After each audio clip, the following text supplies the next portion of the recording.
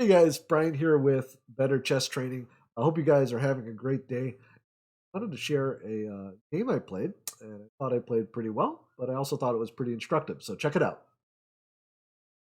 Hey guys, in this video, I'd like to share a game that I played in our most recent online event.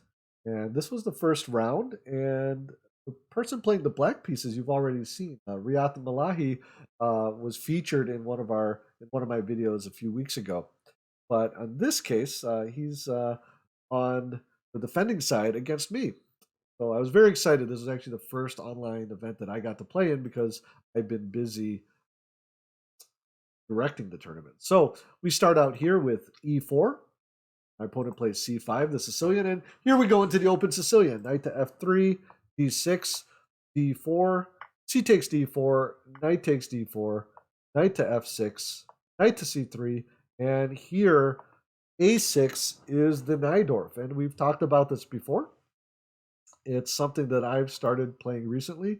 Of course, it's been played by many of our world champions, including Bobby Fischer and Garry Kasparov, but and more recently by many of the top players play it. But one of the most well-known champions of this is Maxime Bashir Lagrave, who plays it almost exclusively against four.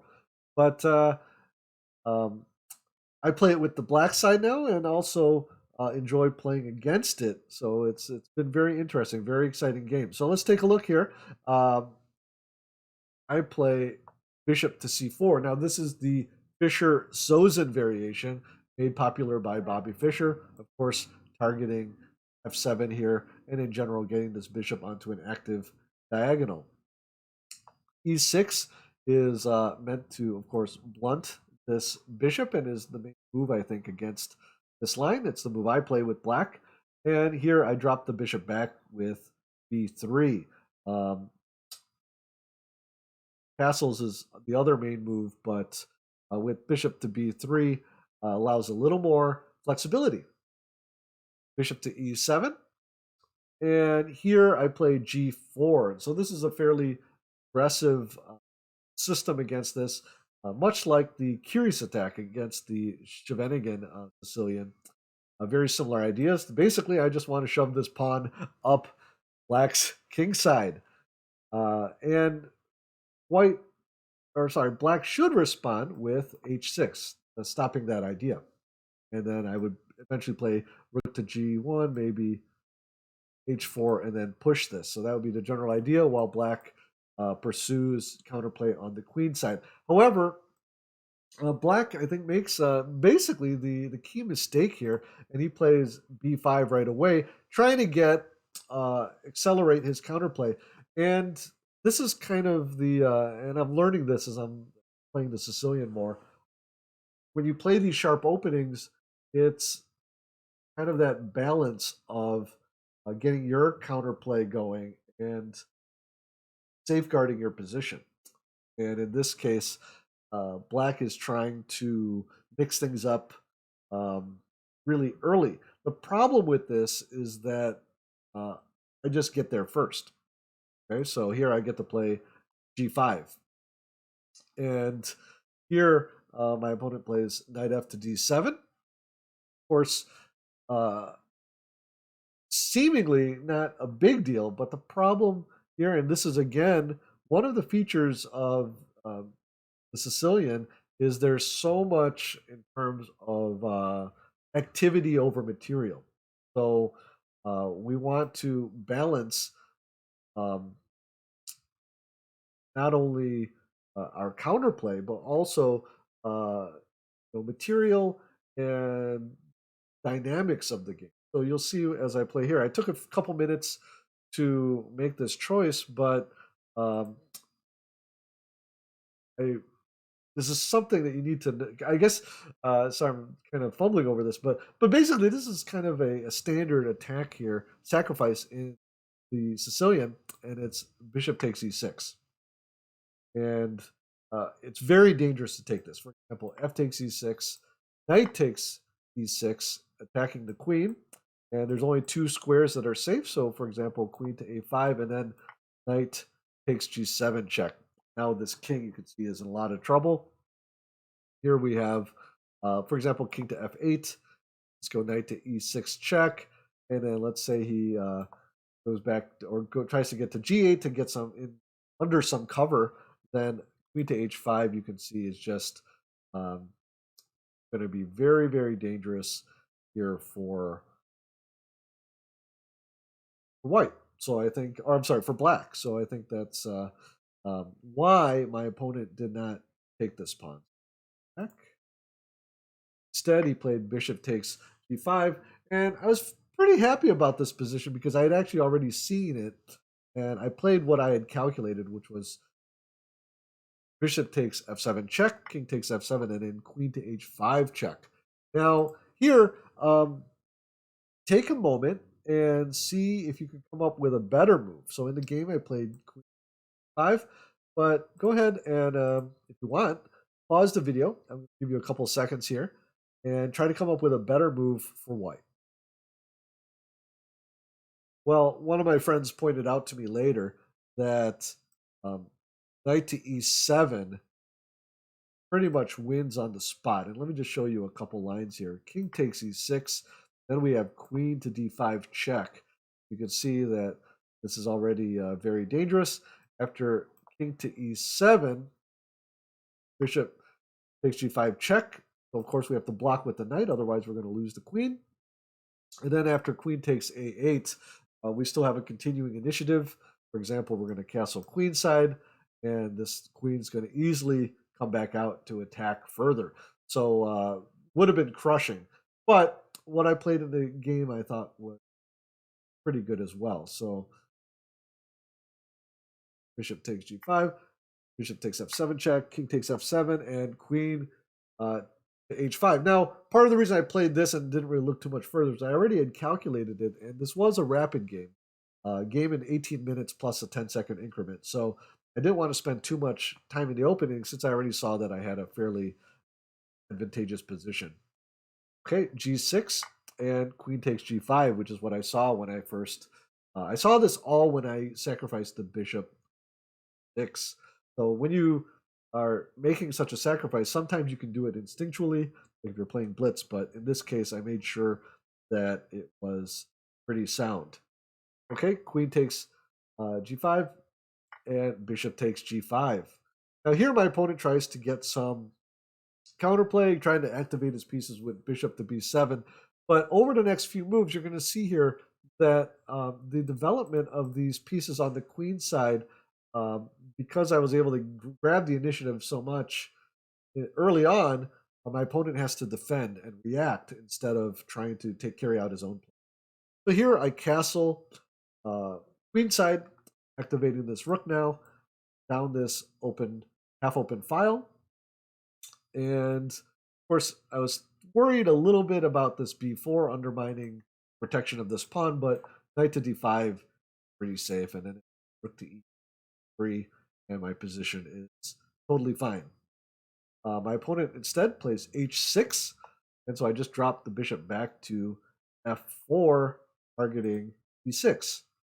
Knight to e5 is played, and here I made a decision to exchange. Sometimes you trade down in order to, when you're up material, because then it simplifies the position and then you can maybe look at a winning endgame.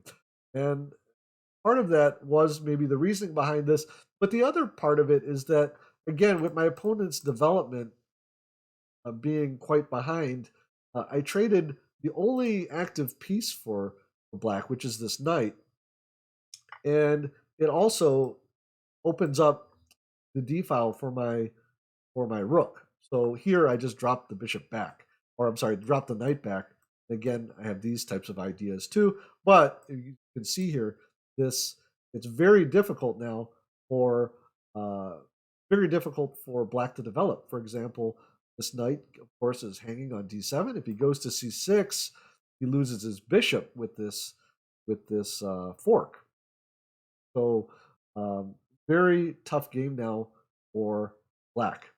Okay, rook to a7, seeing the ideas with the fork, and here instead I play rook to d6. So my idea here is to was particular. I did have some ideas maybe of going to b6 in some lines with this knight, but the general idea is to kind of put pressure here on b6 and kind of loosen this up as well. Okay, rook to e8, and I'm guessing here he's trying to have a little bit of counterplay, trying to maybe trade off this dangerous rook. But the problem is that with rook to g1, he can't do it now because of he'll just lose this pawn here, lose both of these pawns probably. For rook takes, king takes, and rook takes g6 check. So you can see here that it's just very difficult to find moves for black. Okay,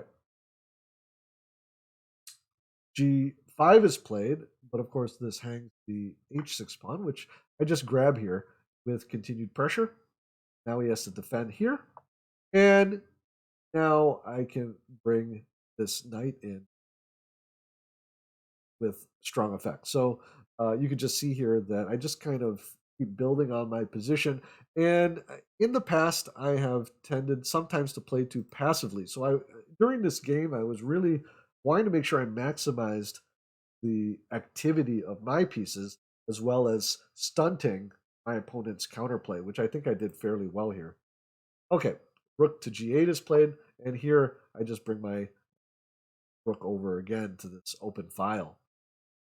Okay, b4 is played, and here again I could have played something like d5, knight to d5, but you can see here my opponent has a lot of weaknesses or a lot of holes in his position. So instead, I played knight to e2 with the idea of coming in over here. So very much enjoying my position. if you can't tell already. Okay, bishop to c8. Again, now he's playing against that idea and also opening up his rook. And rook to d6. I did consider rook to d8, but I think that something like this is, going for me, or does just gives him a little more activity. So here, rook d to d6 is better. With now we have some ideas of checks here.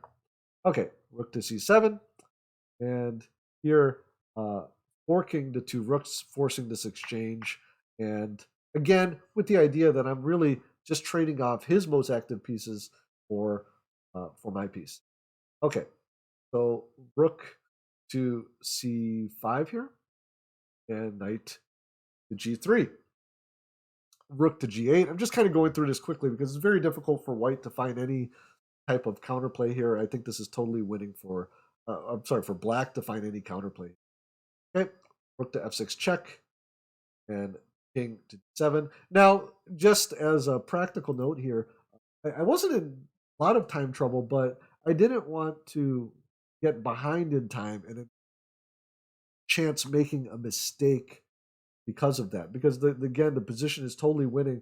So really, I wanted to keep putting pressure on, but I was very careful to make sure I wasn't gonna blunder a rook in any of my variations.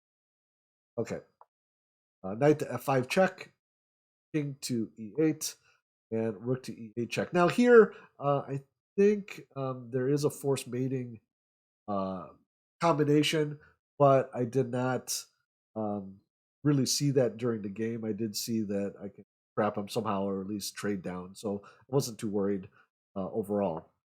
Okay, king to f8, and then here rook to d8 check, king to e7, and then here I think I might have seen some type of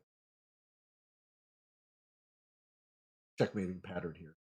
But at the very least, I'm going to be winning this rook. That was enough for my opponent to resign at this point.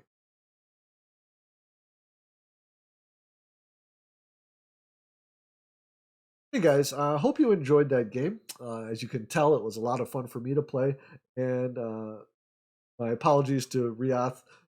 Actually, Riyadh was a great sport. He congratulated me after the game, and you'll probably in the future maybe see more of his games on his channel because he's actually a really good player as well, despite this misstep. I wanted to point out I do have a e-newsletter or occasional emails that I send out with some of my thoughts on chess training or chess advice. And if you wanted to check that out, I don't do it very often. I only send an email for 2 weeks, so I'm not going to spam your email box. But you can check out a link down below there. And also wanted to welcome our new patron, Michael R. Thank you for your support. And I want to thank all of my patrons for the support. If you want to check that out, the link to my Patreon page is down below as well. I hope you guys are all doing well. Our uh, kind of our new world here with a lot more online play with the coronavirus, me needing a haircut. Uh, but I hope you guys are all doing well and you're all healthy. And, say hi to me on Twitter. Let me know how you guys are doing. And I'll talk to you soon.